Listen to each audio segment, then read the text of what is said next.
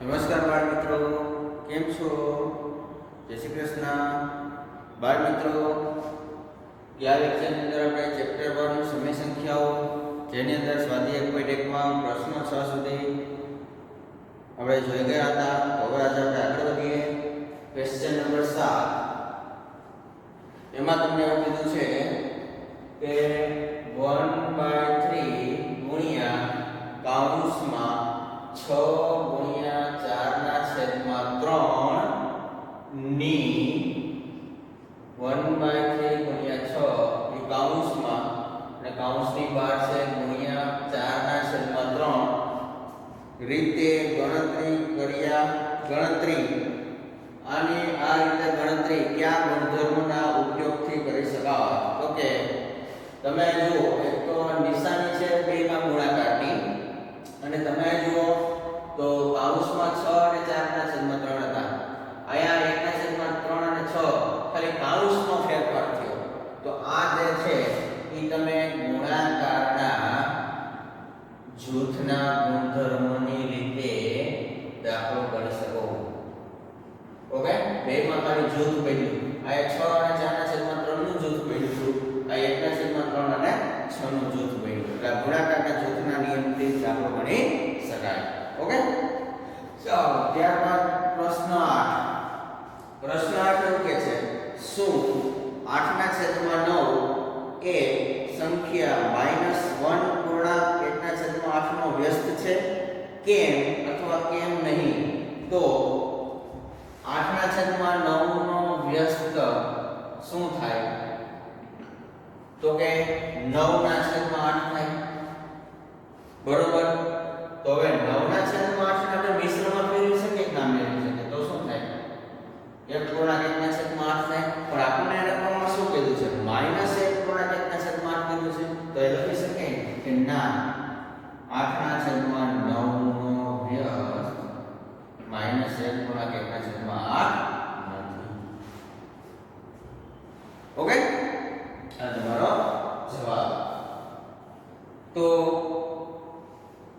પછી પ્રશ્ન નંબર 9.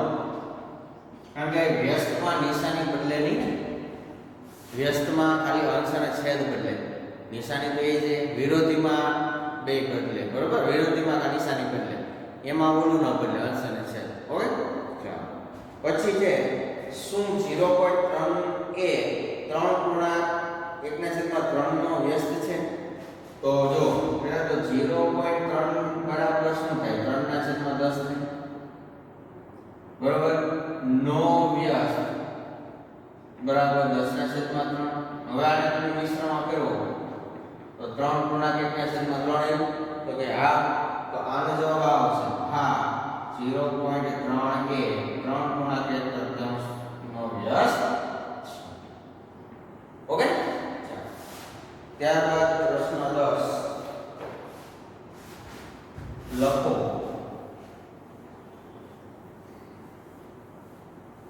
એમાં પેલું છે, એવી સમય સંખ્યા લખો કે જેનો વ્યસ્ત ન હોય.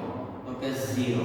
મેં તમને ગયા લેક્ચરમાં બી કીધું 0 નો વ્યસ્ત હોય નહીં, એ અવ્યાખ્યાયિત થઈ જાય. ઓકે, એવી સમય સંખ્યા લખો કે જેના વ્યસ્તને સમાન હોય.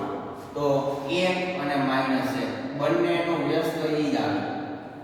ઓકે, ત્રીજું, એવી સમય સંખ્યા લખો કે જેની વિરોધી સંખ્યાને સમાન હોય. 0. 0 નું વિરોધી 0, પણ વ્યસ્ત ન મળે. 0 નું વ્યસ્ત ન મળે પણ વિરોધી મળે, ઇનવિચ. 0 માં માઈનસ ન હોય, સમજ્યા? -0 એવું ન હોય, તો કે લંબા. ઓકે, હવે દાખલા નંબર 11. પ્રશ્ન નંબર 11, ખાલી જગ્યા પૂરો. એમાં પહેલી ખાલી જગ્યા છે, શૂન્યનો વ્યસ્ત ન મળે. ઓકે, પછી છે સંખ્યાઓ ખાલી જગ્યા અને ખાલી જગ્યા પોતાના જે વ્યસ્ત છે. તો કે 1 અને -1. હમણાં જ કીધું હોય બીજા, પાછું બીજું આવી દે. -5 ની વ્યસ્ત સંખ્યા ખાલી જગ્યા છે, -1/5. 5 અને છેદમાં લઈ જાવ એટલે ઉપરમાં આવે, પણ એ -1 ના છેદમાં 5. 1 ના છેદમાં -5 લખો તો હાલે. કાંઈ ખોટું ન પડે. ઓકે, પછી છે 1/x ની વ્યસ્ત સંખ્યા, તો ખાલી x ઉપર વ્યા, 1 નીચે વ્યા, તો 1 લખવાનો કઈ મીનિંગ નથી છે, એટલે ખાલી x. રેડી? બે સમય સંખ્યાનો ગુણાકાર હંમેશા સમય સંખ્યા જ હોય, સંવૃત્તાનો નિયમ. પહેલા હતા ને? પછી છે ધન સમય સંખ્યાની વ્યસ્ત સંખ્યા ખાલી જગ્યા સંખ્યા હોય, ધન સંખ્યા જોઈએ. કોઈ પણ ધન સમય સંખ્યા લ્યો, પછી શું કીધું એને વ્યસ્ત, તો કે એ ધન જ હોય, ઋણ ન થાય, વિરોધી ઋણ થાય. ધનની વિરોધી ઋણ અને ઋણની ધન. ઓકે, પણ વ્યસ્ત થઈ જ રહે. ધન ધનાત્મક ધનાત્મક, ઋણ ઋણાનું ઋણ ઋણાનું. ઓકે, હવે લાસ્ટ બે ટોપિક આપણા ચેપ્ટરમાં શીખવાના છે. એક સમય સંખ્યાઓનું સંખ્યા રેખા ઉપર નિરૂપણ, અને કોઈ પણ બે સમય સંખ્યાની વચ્ચે અમુક સંખ્યા તમને મેળવવાની કે 2 3 4 5 એવી. કારણ કે આપણે જોઈ ગયા કે પૂર્ણ સંખ્યા હોય તેમાં 0 પછી 1 જ આવે, 1 પછી 2 જ આવે, 2 પછી 3 જ આવે, 3 પછી 4 જ આવે. એમાં વચ્ચે કોઈ બીજી સંખ્યા આવે નહીં. બરોબર? જ્યારે પ્રાકૃતિકમાં પણ એવું છે 1 2 3 4 5 6 7 એમાં કોઈ વચ્ચે બીજી આવે નહીં. પછી પૂર્ણાંકમાં આપણે જોયું વચ્ચે એક્ઝેક્ટ 0, 0 થી તમે જમણી બાજુ જાઓ તો ધન, ડાબી બાજુ જાઓ તો ઋણ. બટ સમય સંખ્યામાં એવું નથી. સમય સંખ્યામાં 0 પછી ડાયરેક્ટ 1 જ આવે એવું જરૂરી નથી. એ બેની વચ્ચે ઢગલાબંધ સંખ્યા મળે, અસંખ્ય. એટલે કે બે સમય સંખ્યા વચ્ચે અસંખ્ય સમય સંખ્યા આવેલી છે, એનો એક ગુણધર્મ છે. તો આપણે એ મેળવવાની છે. 7મા ધોરણનું બેઠું જ છે. આ 7મા ધોરણમાં આપણે બધું શીખી ગયા છીએ. સમય સંખ્યાનું નિરૂપણ શીખી ગયા છીએ, અને બે સંખ્યા વચ્ચેની સમય સંખ્યા મેળવતા પણ શીખી ગયા છીએ. તો એ જ આપણે આ ચેપ્ટરમાં છેલ્લું સ્વાધ્યાય છે આપણે શીખવાના છીએ. તો ચાલો આપણે પેલા નિરૂપણમાં હું તમને ખાલી શીખવાડી દઉં કેમ કરવાનું, પછી આપણે સ્વાધ્યાય 1.2 ચાલુ કરશું. તો તમને એમ કહે કે 1/2 નું નિરૂપણ કરો, તો પહેલા તમારે મિત્રો ધ્યાન રાખવાનું કે આ સંખ્યા છે કોની કોની વચ્ચે આવે. બરોબર? હવે મિત્રો આ 1/2 એને તમે અપૂર્ણાંકની ભાષામાં બોલો તો શુદ્ધ અપૂર્ણાંક કહેવાય કે અશુદ્ધ અપૂર્ણાંક કહેવાય? તો કે શુદ્ધ અપૂર્ણાંક કહેવાય. તો શુદ્ધ અપૂર્ણાંક છે ને હંમેશા 0 અને 1 ની વચ્ચે આવે. એટલે કે અંશ કરતા છેદ મોટો હોય, અંશ કરતા છેદ મોટો એટલે એના ભાગ 0 અને 1 ની વચ્ચે પાડવાના. પછી જો માઈનસ નિશાની હોય તો 0 અને -1 ની વચ્ચે, પ્લસ હોય તો 0 અને 1 ની વચ્ચે. આ બધું મેં 7માં તમને કીધેલું છે. એ બેઠું આયેલા છે. -1/2 નું નિરૂપણ કરવાનું હોય તો 0 અને -1 ની વચ્ચે આવી રીતના આમ ભાગવાનું. પ્લસ હોય તો 0 અને 1 આમ ભાગવાનું. ઓકે, આ વાત છે આપણે શુદ્ધની. અશુદ્ધમાં કેવું હોય? અશુદ્ધમાં તમારે એનો ભાગાકાર જોવાનો થોડો. ધારો કે એમ કીધું હોય કે 7/5,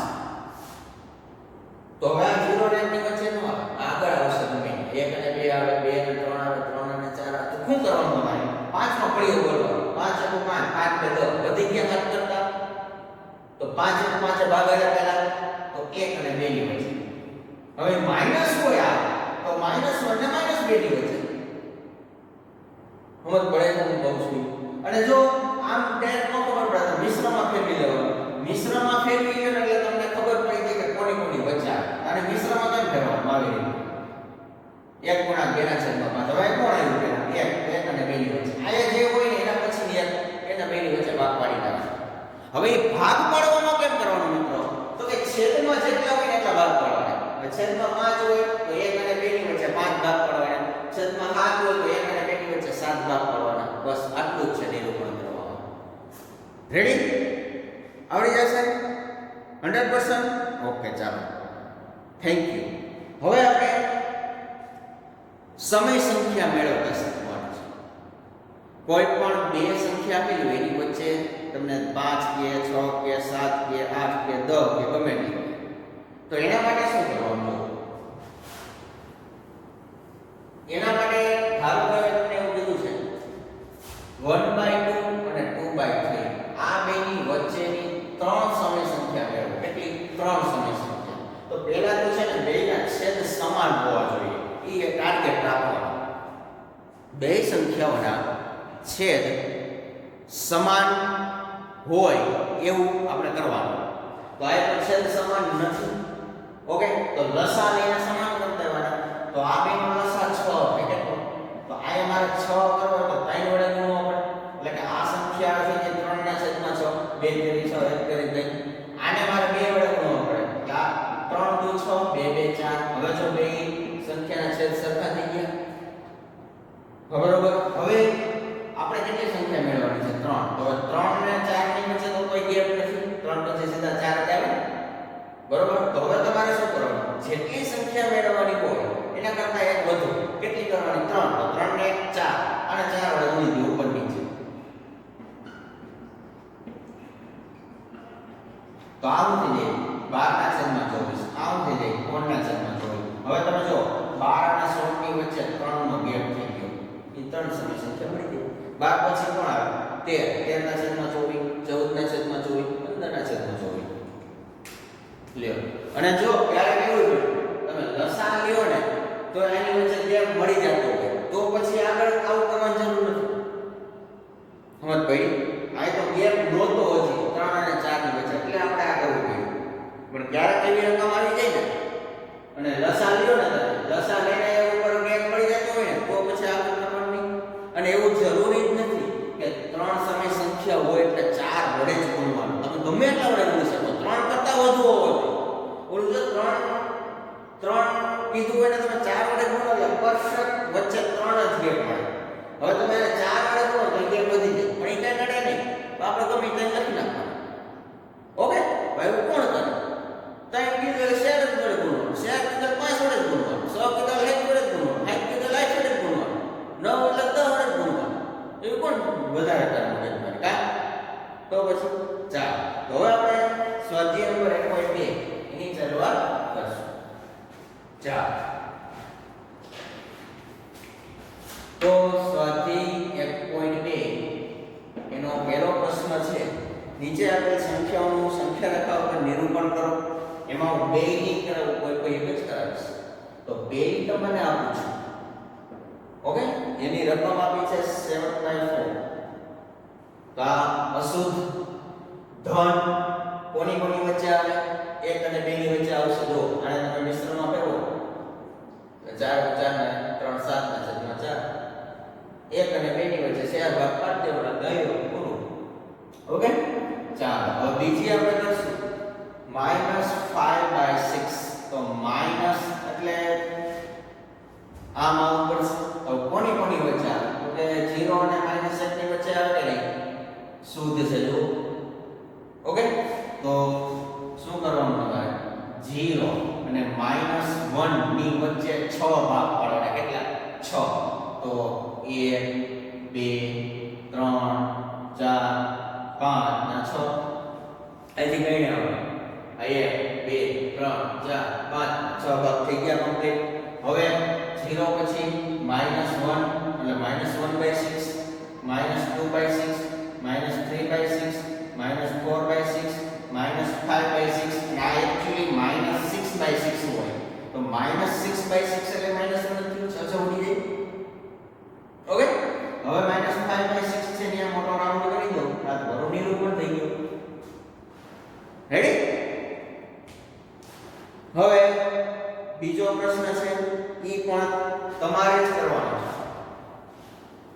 એમાં તમને એવું કીધું છે એક જ સંખ્યા રેખા ઉપર, એવું તો નથી પણ એ ત્રણેય થઈ જશે. એક જ સંખ્યા રેખા ઉપર દર્શાવેલા છે -2/11,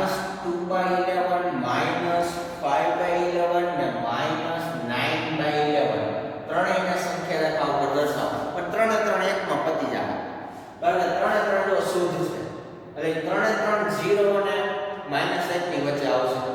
કેટલા ભાગ પાડી દેવાના 11 પછી તમે આથી લખાવો 0 -1/11 -2/11 -3/11 -4/11 એટલે જ્યાં દેખાય ત્યાં કરતા કેટલા મોટા રાઉન્ડ થઈ જશે ઓકે ચાલો થેન્ક યુ સો મચ એમ તો તમે બધા સ્માર્ટ છો હે ને તો પછી હવે 2 થી નાની હોય તેવી 5 સમય સંખ્યાઓ લખો 2 થી નાની હોય તેવી 5 સમય સંખ્યા એટલે 3 4 એમ નહીં જાવ આમ આવવાનું તો 2 થી નાની પહેલા તો 1 પછી 1/2 પછી 0 કોઈ બી લખી શકાય -1/2 પછી -2 લ્યો હવે તો કેટલી બધી લખી શકો તમે ઓકે ચાલો પછી ક્વેશ્ચન નંબર 4 -2/5 અને 1/2 વચ્ચેની 10 સમય સંખ્યા કેટલી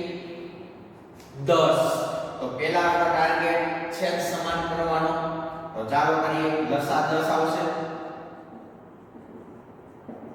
તો અહીંયા મને 5 * 2 કરવો પડે ઉપર -2 * 2 કરવો પડે અને અહીંયા 5 2 5 વડે ગુણવો પડે બરોબર તો -2 * 2 એટલે 4 5 * 10 અને 5/10 હવે જોવો છો તમે -4 અને 5 ની વચ્ચે 10 ગેપ મળી જાય છે તો આગળ કઈ કરવાની જરૂર નથી તો જો -4 પછી કોણ આવે -3 -2 -1